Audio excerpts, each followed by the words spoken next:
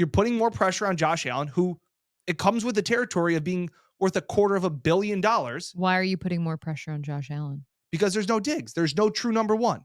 But that doesn't So mean just wouldn't you say because of that's that. rebuilding? Rebuilding is gutting everything back to the studs.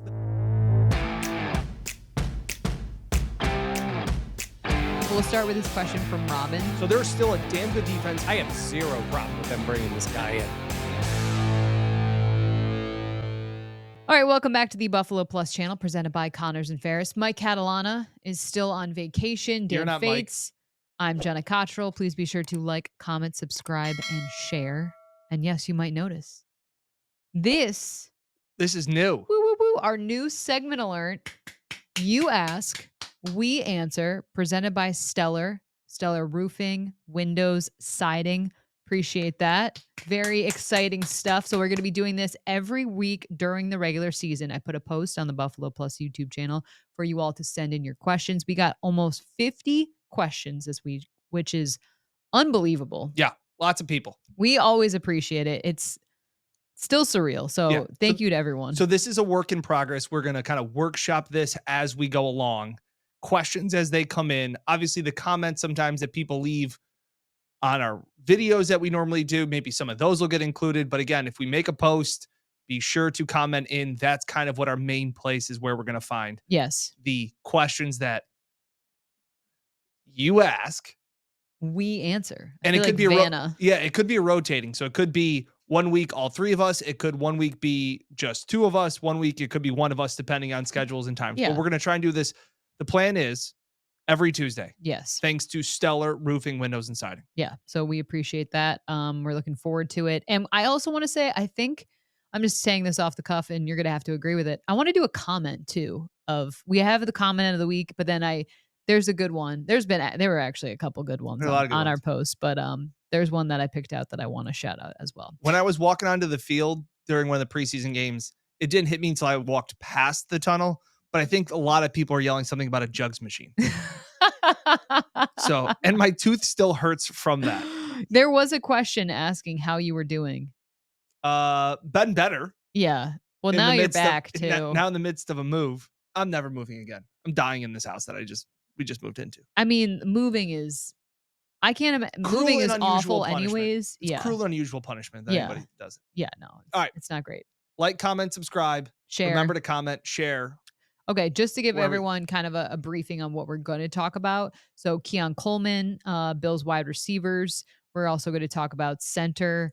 And then if the Bills, any players they're thinking about waiver wire wise, free agency, a trade or something like that. And then we're going to talk a little bit of Matt Milano and Von Miller as well. So just to give people kind of a rundown of what to expect. Let's start with this first question from DJ Opaula, 1027.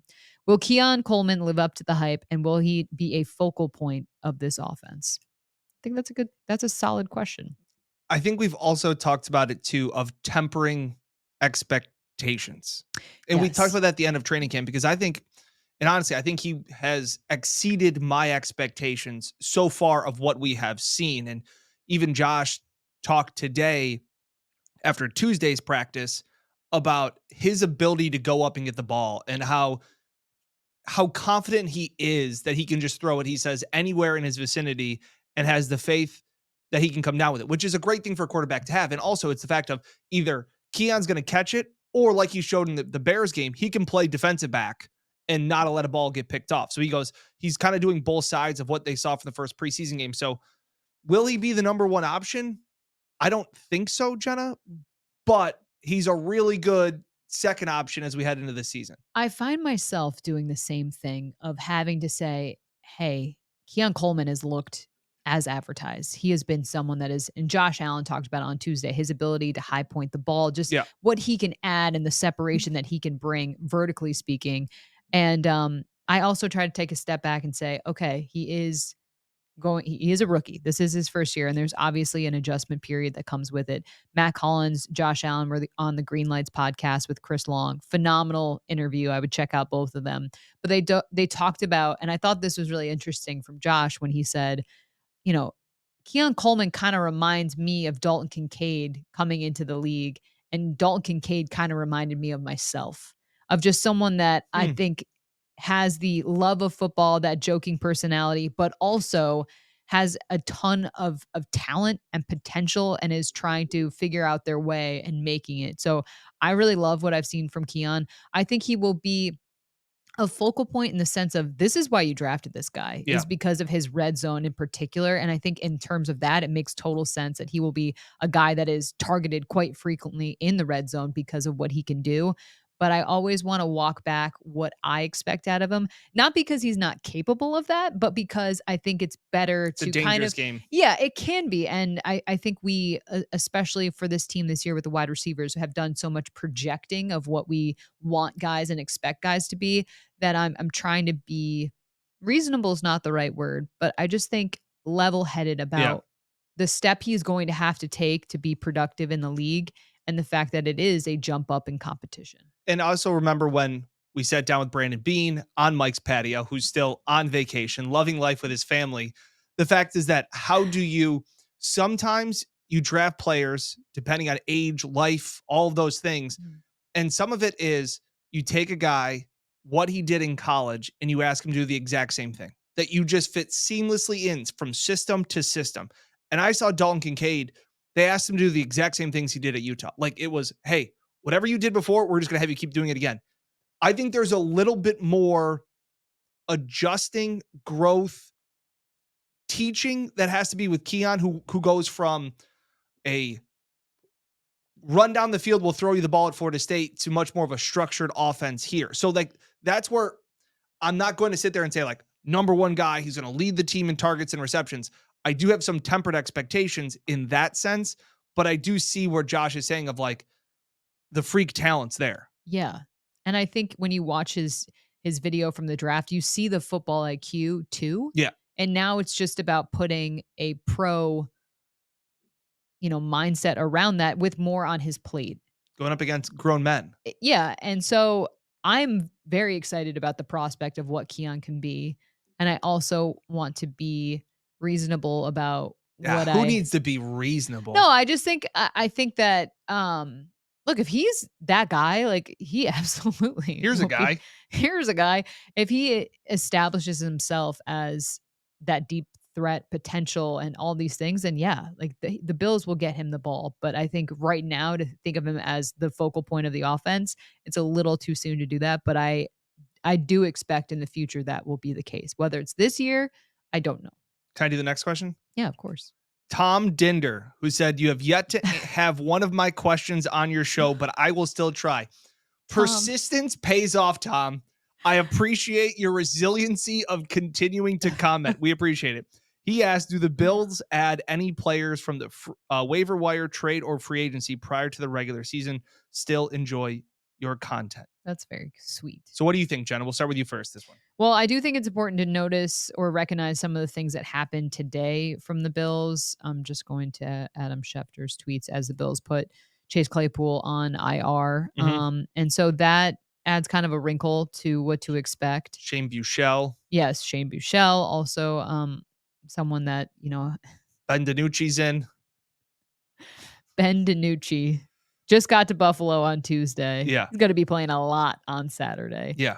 I'm trying to see where the tweet is from the Bills. And the wide receivers. So they've added 2 wide receivers. Demir Bird and Deion Kane. Yeah. To 1-year deals as Shane Buechele and Chase Claypool have been added to the IR.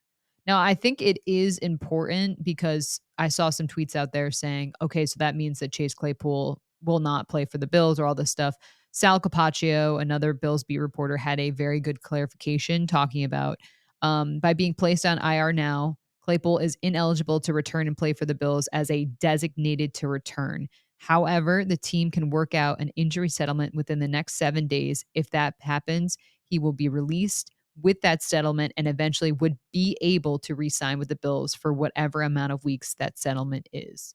So that Sal did a great job kind of explaining the minutia of, so yes, the way it is right now, Claypool will not be back with the Bills this season, but if they were to work out a deal, he could possibly be brought back on something else. So as the question from Tom kind of states, like, I think they're still very fluid because you're also going to have the injuries. We've seen injuries across the NFL. It's no surprise in the preseason, guys are going down. there's going to be more movement, ramped up Yeah. because of you're going to see some things happen in preseason games. Guys are going to get injured, and then that's going to equal movement one way or another. Just because they left Fisher doesn't mean training camp's over. Sean McDermott made that very clear on Monday. Like, they are still in training camp. So they're still going to be bringing in bodies. They're still going to be bringing in and continuing to keep their eye out for if they say, hey, we're still not happy with our returners. Yeah. Bird could be gone tomorrow and they could bring in another guy. So all of that, I think, to Tom's point, I think there still will be continued movement as we approach the season. I think there's always going to be that where they're at in the year, like you talked about being at training camp. In terms of a trade, though, I really don't feel at this point. Why your face? Is this like I'm gonna? Well, there is a pass rusher out there. Yes, yeah, but the Jets, I would be shocked. The Hassan Reddick drama in New York with the Jets is they just traded for him 4.5 months ago. With the agreement that they would reach a long-term deal. They apparently have not. He hasn't been at camp, and now he wants out. Yeah. It'd be tough to trade in the division. I'm not going to be stupid. I've been stupid before, but just the fact of I've seen crazier things happen. And again, where the Bills, there could be a time when the Bills sense, hey, Vaughn is where we need him to be. Kingsley Jonathan may not be where we need him to be. Solomon may be a piece away. There is an elite pass rusher that is on the free agent market. Okay. That's all I'm saying. Yeah, To I Tom's hear you. question. Interesting. Windhorse voice. Just saying. Okay. Yeah. And if it was a free agency stuff, what position do you think it would be at? I think pass rusher. I think they still need some depth. Yeah. Yeah. And you're going to see guys that'll get cut that are surprise cuts. Always And happens. Like I said, so the Bills will trim down to their 53. Then there'll be a 24-hour period where they're going to want to make more moves. So even if you initially make the 53-man roster and you start going like, oh, I made it. Like, but that guy's better than you and he just became available and the Bills didn't think that. So constant fluid motion for about 48 hours, even after the deadline. Yeah. To cut down. I can't imagine how nerve-wracking that would be for a guy on the bubble. Not great. You're just constantly waiting it out. All right. Tom, thank you for your question. We appreciate that. Matt Cap 8276 asking, should we be concerned about our center? No. Oh, you've walked it back. Yeah. I think that this is what he does, folks. I'm allowed to change opinions. I think that they can work it out. I know you're right. I think that which butt cheek he lines up under, I think that is something that can be worked on. I think it's more mechanical than it is something that's not able to be fixed. McGovern, he has played the position before. They love his the way that he's been communicating, all of those things. I don't think that this is a move you make and then you pull the ripcord out. I completely before even getting to agree. week one. I thought what he said, Connor McGovern said at the last day at Fisher, that to me was something when he was like, yeah, it's like riding a bike, guys. And I hadn't ridden a bike in a while. And like, it's not going to be perfect, but you're going to get back into it. And I was like, yeah, that makes sense. That's way too logical for like our dumb brains where it's like they're wait, screwed. Yeah. It's like, you're supposed to like panic. Like we're all panicking here. And he's like, yeah, like and it's also the progression. It's taking snaps against air. It's taking snaps against somebody not in pads. It's then taking snaps in live reps. Yeah. Then it's in a game. All of those things are the ramping up period. That's all part of this. I think they've gotten it worked out.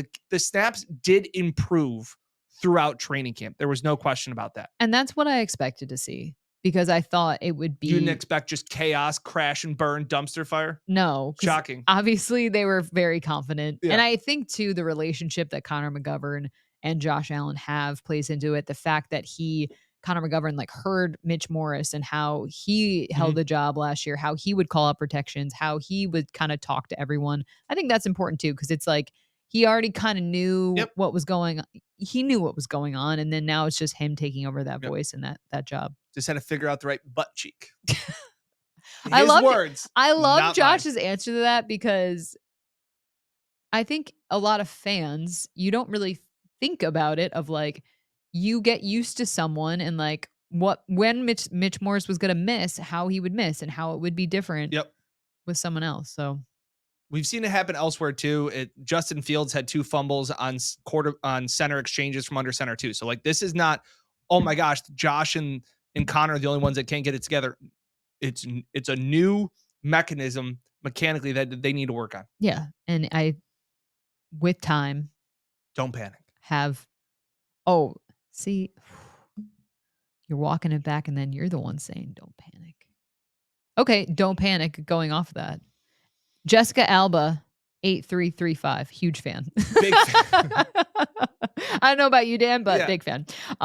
Considering how bad Vaughn was last year and Milano's injury, why didn't they play against the Bears? Do you want to know the answer? I don't know. We're not in the building. That's part of it. I think this is just, again, easing them along. Vaughn has never played in the preseason. You kind of go back to it, and Sean was even saying that too. Like Coach's dream. Yeah. He did. Coach, that's a direct quote. That's not me saying that. Coach's dream. I'll play whatever he wants me to play, anything like that. So again, I think that and he knew he wasn't playing. No. Played they us went like through a the warm-ups, fiddle. and then I saw him run out in sunglasses and sneakers, and I was like, that dude ain't playing. I think that when you sign Von Miller, you know that he's been in the league for 13 years. He constantly reminds us the fact of you're probably not going to play in the preseason. Von's going to do his ramping up period the way that he wants to do. Whereas Milano, I think that's more of them just easing him along. I think he'll practice. Well, he did get nicked up to some respects in Tuesday's practice. Don't know the full extent of that. Doesn't appear to be anything serious. But I think he'll do live reps in Pittsburgh, or at least that's the plan, and then see how he does in the game. I think Saturday against the Bears was another part of the progression. Yep. Of, okay, we're going to have you go through warm-ups like you're preparing to play and then hold you out. And then, like you said, this week, it's, all right, we're going to have you do live reps against the Steelers. Do you think he would play on Saturday? I think they'd like to get him in for a series a or little two. bit. Yeah. If I can see that. We got to see what happened on Tuesday. Yeah. So I mean, whenever you're watching this, some sort of left arm discomfort, was working out with trainers after practice or during practice, never left practice, never took his pads off, stayed with the team until the end of practice. All of those are positive signs for us that have covered the league for 7+ years. If a guy's hurt, very hurt, usually they leave practice right away. Yeah. To hang around and sit in the sidelines usually is a good sign. Is an encouraging sign. I just don't love. Well, it's Milano. Yeah. So it's a guy that's had an injury history, and bubble wrap him. Yeah. I don't love that. Okay. Well, 2 more? Yeah. Let's see. Last year the Bills, Jordan from Oklahoma, typing in. Last year the Bills kept 5 wide receivers. If they do that again, will it be Samuel, Shakir, Hollins, Coleman, and Shavers? Notably, MVS was not a part of that mix. No. I think for 2 reasons. One, they'll keep 6. Yeah, I think that is fair. They'll keep 6. What do they do about the return game? KJ Hamler did not make the most of his opportunity. They brought in competition. They absolutely did. Damiere Byrd, like we mentioned, Deion Kane earlier. And do they want it to possibly be Hardy? Do they, who else could be possible? Ty Johnson ran kickoffs back last year. Do they want something more like that again? So again, he's a guy. Here's a guy. Yeah. Do you want it to be somebody that, if you are just going to be a returner, you better be so damn good at returning that you're going to, because you're pretty much then. You're the specialist. Yeah. Yeah. And that's tough. So the fact of the matter is that, like, I just don't see them keeping Andy Isabella or KJ Hamler strictly for their returning. Like they talked about with Hardy. Like Hardy could be a break glass in case of emergency cornerback if 2 guys go down. Like, I don't know where they see that elsewhere. So that's where I think you keep 6 wide receivers. That includes Shavers, that includes MVS, all of those things. That you can rank them however you want. We can do that another day. But I see them keeping 6, and the return is a massive question. But again, I don't think we've seen Ty Johnson because of his injury early in training camp. I think he could be another guy that they like. And Ty Johnson returning to practice on Monday. Yep. I think that is huge for this team. Very big. Just like you said, his ability to return, but also I think with the running back room, how We really didn't see much on Saturday. I think they love Ty Johnson, and I think what Ty Johnson adds could be something that the Bills have felt has been missing as well. Don't look at Ty Johnson's entire season. I know he came in the middle of it, but look at what especially he did with Joe Brady. Yeah. That was the big thing for me, that was where he really flashed in the passing game. He was a bigger back, so he was one of the guys that came in on 3rd and short, 4th and short, and was able to get the 4th and 1, so Josh didn't have to take the beating. Versatile. I like him a lot. And again, when they re-signed him, I thought, this isn't running back one. Everybody wants to say, hey, Ray Davis could be that number 1 running back. It's James Cook. Who is saying it's Ray Davis? You must not have the same mentions as me. I don't. Or I don't look at them. Yeah. But the fact, I think that Ray and Ty will split running back 2 responsibilities. Yeah. I think that makes total sense to me. James Cook, to me, he's the one, but also I think if he continues to play like what we have seen, then obviously that role could go out the window. He's a guy right now. Yes. He is not the guy. He is the guy because he's the guy right now. Yes. Because there's no other guy. Yes. Here's a guy. We've said that 3 times. I was listening to the Green Lights podcast with Chris Long, and I realized you and Josh Allen have the same crutch word. Interesting. Nope. Again? Yep. Because I'm so keyed into Josh, what you and I, baby. The one thing Josh Allen and I have in common. Pretty good. Pretty good.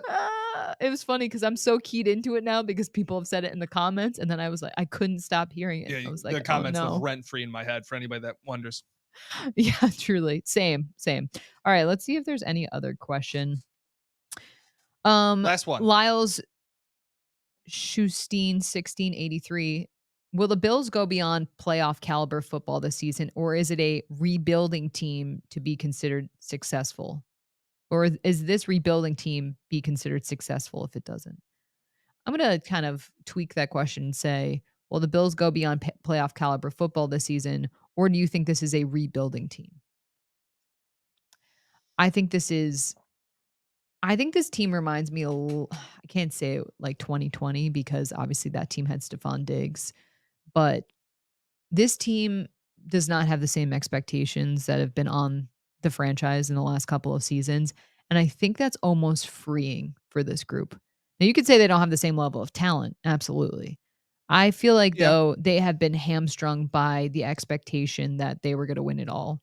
And for now this year, I don't think you're looked at differently. And it's cliche, like, would you rather be the hunted or the hunty or whatever the hell? I'm not a hunter, clearly. That's good, Cliff. No. But I just think you can approach things differently, and you're going to get approached differently by it's just the fact. Like, the Chiefs get everyone's best. Hey, but you know what they say? Pressure is a privilege, as Oh Von Miller would say. Coach's dream. Yeah. I think that this team, I think they are rebuilding. I think they opened up a lot of cap space. I'm curious how they will use it in the upcoming season and what they'll do with that. But I think this team is kind of trying to, I don't want to say strip things back a little bit, but I don't agree with the rebuilding. No? I don't think this is rebuilding, and I'm not even sure this is transition. If they want to talk about that, You don't think this is transition? You still have Josh. This wasn't a team that you tore down to the studs because you needed to. I think they wanted to get younger, and they wanted to because they needed to. But that's where we can go back to take the 2 shot.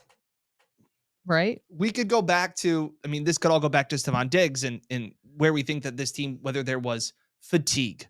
I think that's the big thing that I've taken away from this is that, I think some players can have shelf lives. And at times you can outrun and exhaust the team. Coaches do it in pro sports. Mm-hmm. It happens with players all the time. It's the NBA. You go there, James Harden is happy for 3 weeks, and then you kind of wear out. So when you go to a new team, you're like, this guy's great. Maybe it just ran its course with Stephon Diggs, and maybe that triggered other decisions that they made financially, football-wise, all of those things. They still have Josh Allen.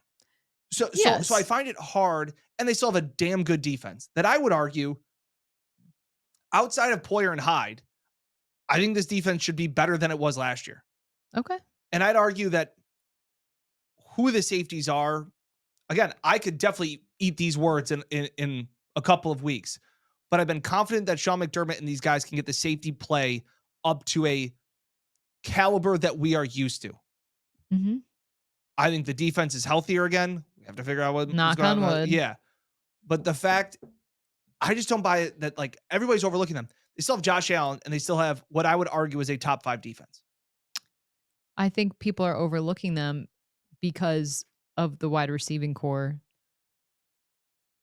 because so many of the guys have not caught a ball from Josh Allen. You're kind of banking. They don't have the But are we number one but guy. is Gabe, are we like, No, "Oh I man, I it's the think loss of Gabe." Like, well, it's the loss of Diggs too. okay. So that's fair. I But just that think doesn't this mean you're team full made on hitting the reset button I and think rebuilding. this team made a concerted effort to get younger, like you said. Mhm. That to me screams rebuilding. And you can have teams that's a piece of it. I don't know. I just look at this team and I say, "Hey, you're right. The defense has the potential to be very, very good."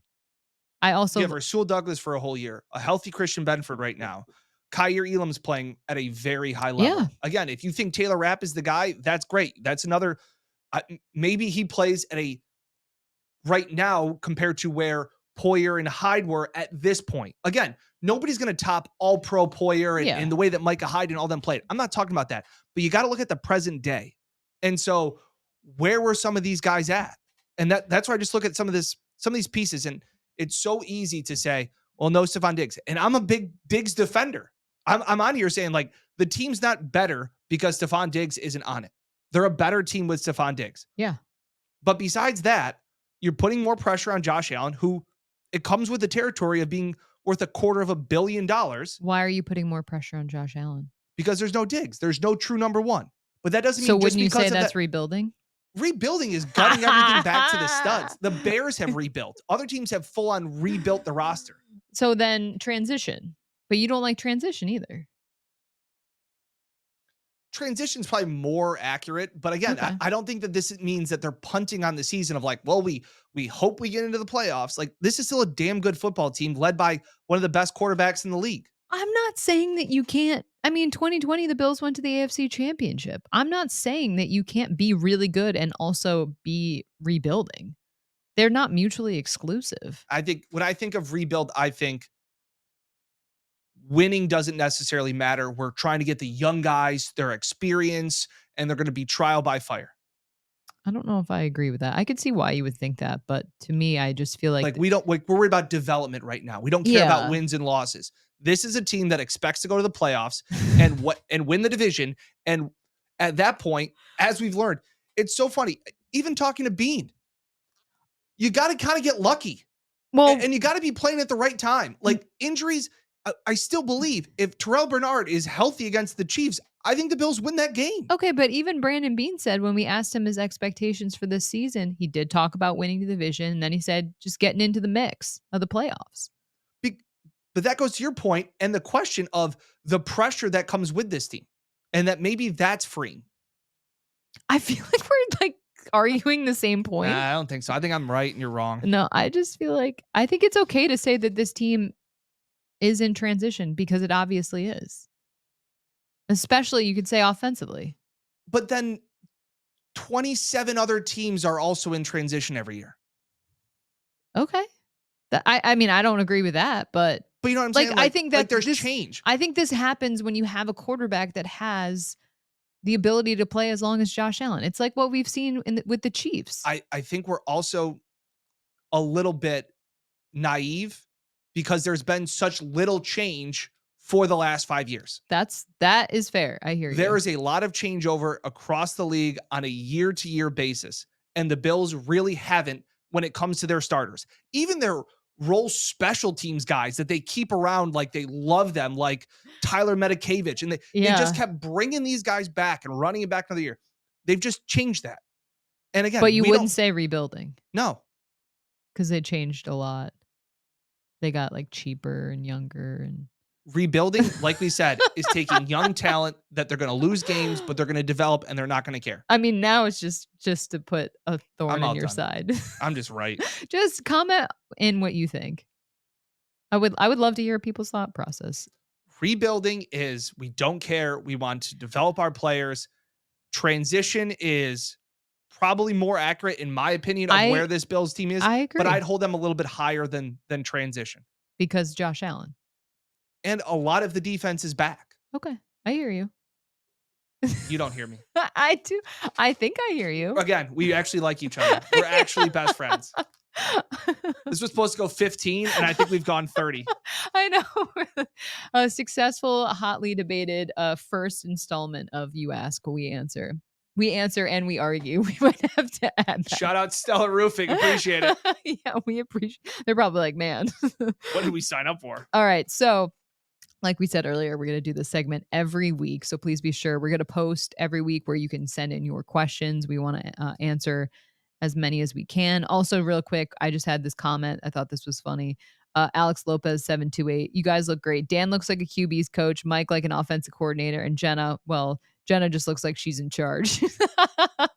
I'll take QB coach. I'll take Yeah, QB coach. it's the Einstein. Yeah. It's the Einstein with the Ryan Gosling Yep. and That means I'm in line to be OC. I'm climbing the ranks. Hey, yeah, don't diminish the QB coach's job. Okay, all right. Thanks for joining us for Mike Catalana. We'll do this again next Tuesday. Yeah, who is still on vacation. No, I'm kidding. We hope he's enjoying it. I'm heading to Pittsburgh, so we'll have tons of content from there as well. Yeah, for Dan, I'm Jenna. Please be sure to like, comment, subscribe, and share. And thank you for watching the first edition of You Ask, We Answer, presented by Stellar Roofing, Windows, and Siding. Thanks, y'all. We'll see you next time.